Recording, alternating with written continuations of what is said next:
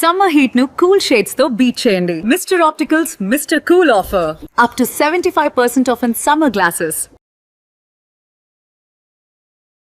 నమస్తే.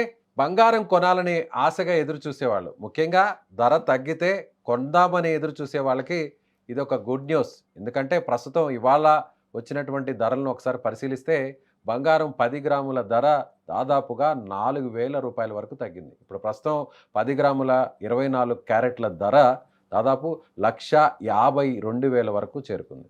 సో రాబోయే రోజులు ఇంకా కూడా బంగారం ధర తగ్గే అవకాశం ఉందా? ఇప్పుడు బంగారాన్ని కొనుగోలు చేయాలన్న వారికి, బంగారంలో పెట్టుబడి పెట్టాలనుకున్న వారికి ఇది సరైన సమయమా కాదా? ఎస్, మనతో పాటు ఆన్లైన్లో ఉన్నారు బిజినెస్ అనలిస్ట్ నాగేంద్ర సాయి గారు. నమస్తే నాగేంద్ర సాయి గారు. నమస్కారం. సో గోల్డ్ ప్రైస్ 10 గ్రాముల మీద 4,000 రూపాయలు తగ్గింది. అలాగే కేజీ వెండి కూడా దాదాపుగా 17,000 రూపాయల వరకు తగ్గినట్టుగా సమాచారం అందుతుంది. ఏమంటారు, నిజంగా ఇది రైట్ టైం అనుకోవచ్చా కొనుక్కోవాలనుకున్న వాళ్ళందరికీ? సో వాస్తవానికి బంగారం ధరల్లో ఈ రోజు అంటే ఇంత పతనం రావడానికి, నిన్న ఇవాళ పతనం రావడానికి యుఎస్ నుంచి వచ్చిన ఒక మేజర్ న్యూస్ దీనికి ప్రధానమైన కారణం అండి. యుఎస్ లో ఏంటంటే అక్కడ జాబ్ రోల్స్ డేటా పాజిటివ్ గా వచ్చిందంటే యుఎస్ లో కొత్తగా ఉద్యోగాల్లో చేరిన వాళ్ళ సంఖ్య బాగా ఉంది మామూలుగా అనుకున్న దానికంటే. దీనివల్ల పరోక్షంగా ఏమవుతుందంటే ఇన్ఫ్లేషన్ ఇప్పటికే పీక్ లో అక్కడ ఉన్నప్పటికీ కూడా యుఎస్ లో ఫెడరల్ రిజర్వ్ ఎలా అయితే మన రిజర్వ్ బ్యాంక్ ఆఫ్ ఇండియా ఉంటుందో అక్కడ యుఎస్ ఫెడరల్ రిజర్వ్ అంటాము. ఆ యుఎస్ ఫెడరల్ రిజర్వ్ వడ్డీ రేట్లు తగ్గించడానికి దాదాపుగా ఇక మార్గం లేదు ప్రస్తుతానికి అన్నట్టుగా సంకేతం ఉంది. దీనివల్ల ఏమవుతుందంటే గోల్డ్ లాంటి అసెట్ క్లాసెస్ నుంచి డబ్బులు ఉపసంహరించుకుంటారు. ఎందుకంటే పీక్ స్థాయిల దగ్గర మనకి బాండ్ అంటే యుఎస్ లో బాండ్స్ అంటాం, 10-year బాండ్స్ కానీ 5-year బాండ్స్ కానీ అవి వాటి ధరలు వాటి వడ్డీ రేట్లు బాగా పెరుగుతాయి. సో యుఎస్ లో ఎప్పుడైతే bond rates 5-year bond yields కానివ్వండి 10-year బాండ్ ఈల్డ్స్ కానీ బాగా పెరుగుతాయో అటువంటి సమయంలో గోల్డ్ అండ్ సిల్వర్ ధరలు బాగా తగ్గుతాయండి. ఈసారి కూడా అలాంటి సినారియోని మనం చూసాం. సో అందువల్ల ఇంటర్నేషనల్ మార్కెట్ లో మనం చూస్తే ఔన్స్ బంగారం ధర దాదాపుగా $4,350 దగ్గర ట్రేడ్ అవుతుంది. అలాగే సిల్వర్ దాదాపుగా $68 దగ్గర మనం ట్రేడ్ కావడం చూస్తున్నాం. అంటే పీక్ నుంచి మనం చూస్తే ఈ అంటే ఒక్కసారి మనం 6 నెలల కొద్ది ముందుకు వెళ్తాం. ఎగ్జాక్ట్ గా మనకు జనవరి 29వ తారీఖున దాదాపుగా బంగారం 2,04,000 దాదాపు 2,04,000 రూపాయలు ఉంది. సో అక్కడి నుంచి దాదాపుగా మనకి 45 నుంచి 50,000 దాకా తగ్గడం చూస్తున్నాం 10 గ్రాముల బంగారం ధర.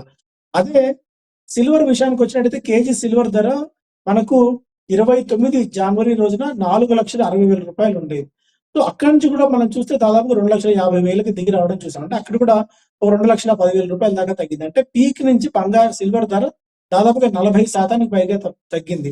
సో అప్పట్లో చాలా సందర్భాలు చెప్పాం ఈ లెవెల్స్ దగ్గర సిల్వర్ కొనుక్కోవడం అంత రిస్క్ అవుతుంది అని చెప్పి. సో ఈ ధరలు ఈ రోజు పడడానికి కారణం ఇదే. సో మరికొద్ది కాలం పాటు ఈ గోల్డ్ అండ్ సిల్వర్ ధరలలో అనిశ్చితి అయితే కొనసాగుతుంది. ఎందుకంటే నిజంగా ఎంతవరకు పడుతుందని మీరు అడిగిన క్వశ్చన్. సో క్వశ్చన్ ఈజీయే కానీ ఆన్సర్ మాత్రం చాలా కష్టం ఉంది. ఎందుకంటే దీనికి ఫ్యాక్టర్స్ చాలా గ్లోబల్ ఫ్యాక్టర్స్ ఉన్నాయి.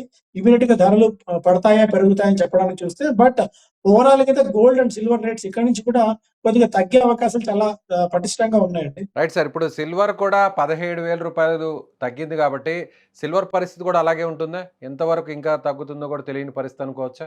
ఒక రకంగా సిల్వర్ ని కొద్దిగా ప్రిడిక్ట్ చేయొచ్చు అండి. ఎందుకంటే గోల్డ్ కి ఏంటంటే హెడ్జింగ్ మెకానిజం కింద గోల్డ్ ఒక ఇన్వెస్ట్మెంట్ గా చూస్తారు. కాకపోతే సిల్వర్ విషయానికి వచ్చినట్టయితే సిల్వర్ కి మనకి ఇండస్ట్రియల్ డిమాండ్ బాగా పెరుగుతుంది. ఇండస్ట్రీ అవసరాల కోసం సిల్వర్ ని బాగా వినియోగిస్తారు. యాక్చువల్ గా అయితే ఈ $68 పైన $65 నుంచి $70 వరకు ఔన్స్ సిల్వర్ అనేది ఒక మంచి ఇన్వెస్ట్మెంట్ ఆపర్చునిటీ అవుతుందండి. ఒకవేళ అంటే ఇప్పుడు మనకి పీక్ తగ్గింది కానీ ఒకవేళ అంటే ఇక్కడ నుంచి ఒక 10% మేర అంటే హార్డ్లీ ఒక 20,000-25,000 కానీ 30,000 కానీ సిల్వర్ లో ఏదైనా కరెక్షన్ వస్తే మేబీ ఈ పాయింట్ ఆఫ్ టైమ్ లో కూడా నేను అంటాను సిల్వర్ లో ఇన్వెస్ట్ చేసేందుకు ఒక మంచి ఆపర్చునిటీ అవుతుందేమో అని చెప్పి. అయితే ఇమీడియట్ గా ట్రేడింగ్ కోసం మీరు ఇన్వెస్ట్ చేస్తే మాత్రం ఇరుక్కుపోయే ప్రమాదం ఉంటుంది. లాంగ్ టర్మ్ కోసం అట్లీస్ట్ 3 నుంచి 5 సంవత్సరాల కాలంలో మీరు సిల్వర్ ని కనుక ఒక పెట్టుబడి సూత్రంగా ఒక పెట్టుబడి సాధనంగా కనుక మీరు చూసినట్టయితే గోల్డ్ కంటే సిల్వర్ ఒక మంచి బెట్ అయ్యే ఛాన్సెస్ ఉన్నాయి. సో కొద్దిగా తగ్గితే మేబీ ఇక్కడ నుంచి ఒక 20,000 రూపాయల దగ్గర తగ్గితే కనుక సిల్వర్ మీరు ఖచ్చితంగా ఇన్వెస్ట్ చేసుకోవచ్చు అండి సిల్వర్ లో. రైట్.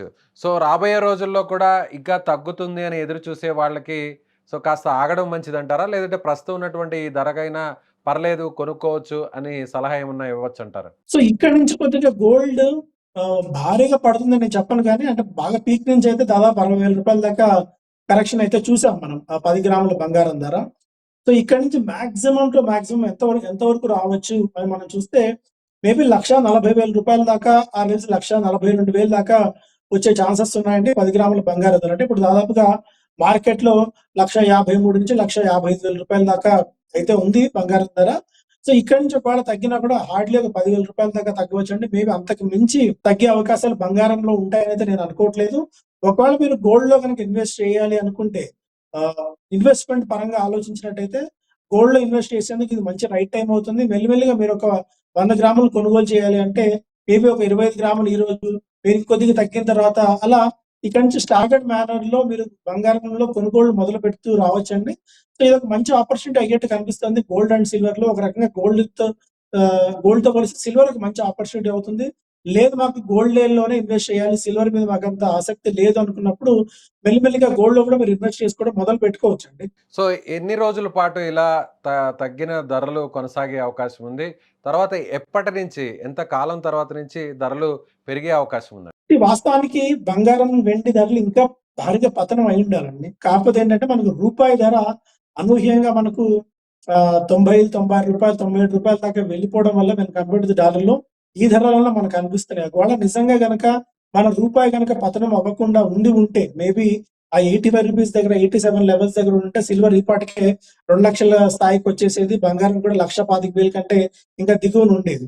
మనకేంటంటే అటు ఇంటర్నేషనల్ మార్కెట్స్‌లో రకరకాల ఫ్యాక్టర్స్ వల్ల రూపాయి క్రమంగా పతనం అవుతూ వస్తుంది.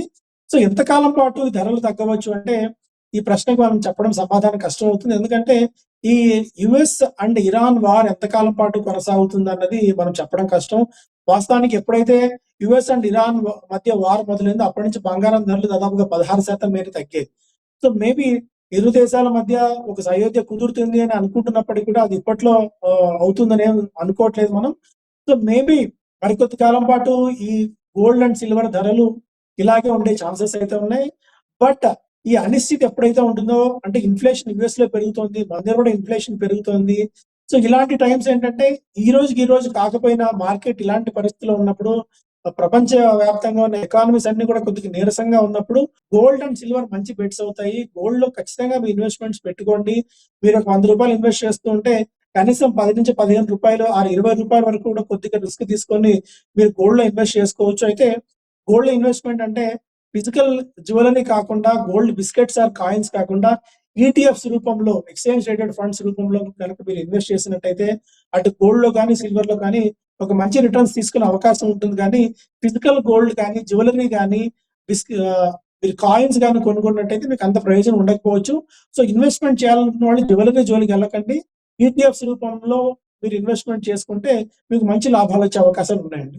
మీరన్నట్టుగా బిజినెస్ సెక్టార్‌లో ఉన్నవాళ్ళు, ఇన్వెస్ట్ చేసే దాని గురించి ఆలోచించే వాళ్ళు మీరన్నట్టుగా ఈ విధంగా ఫండింగ్ చేయొచ్చు, ఇన్వెస్ట్ చేయొచ్చు. కానీ సాధారణంగా ఉన్నటువంటి ప్రజలు, మహిళలు ముఖ్యంగా కొంతమంది గోల్డ్‌ని వాళ్ళు ఫ్యూచర్ ఇన్వెస్ట్‌మెంట్‌గా భావించి పెద్ద ఎత్తున ఆర్నమెంట్స్‌ని కూడా, అది చిన్న స్థాయి నుంచి, చిన్న కుటుంబం నుంచి పేద, మధ్యతరగతి, సంపన్న వర్గాల్లో ఉన్న తేడా లేకుండా సేఫ్టీ కోసం అందరూ కూడా ఒక investment పర్పస్‌గా గోల్డ్‌ని కొంటుంటారు.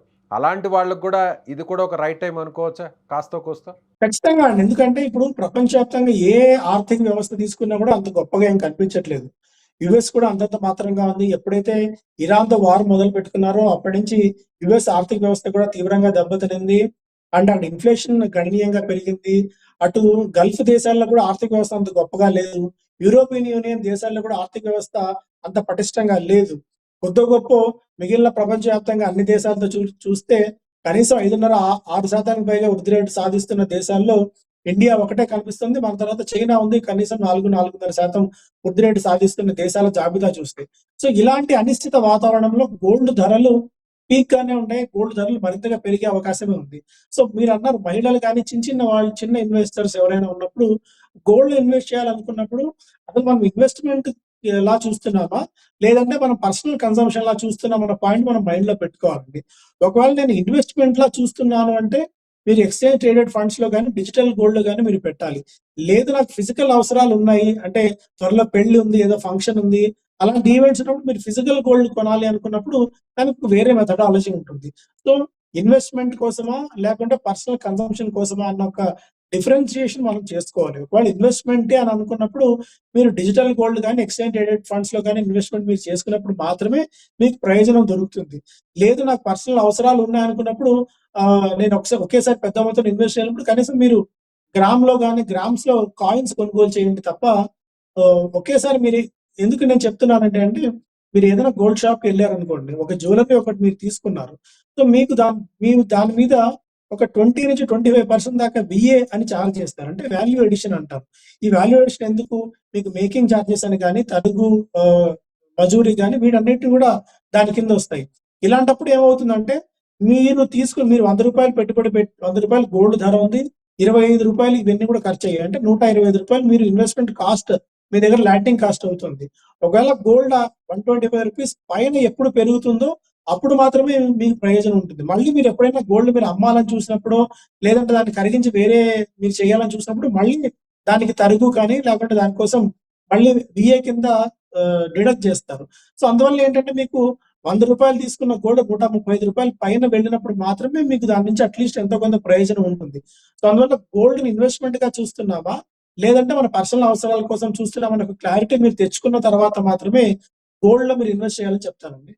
Right sir. Thank you sir. Thank you so much.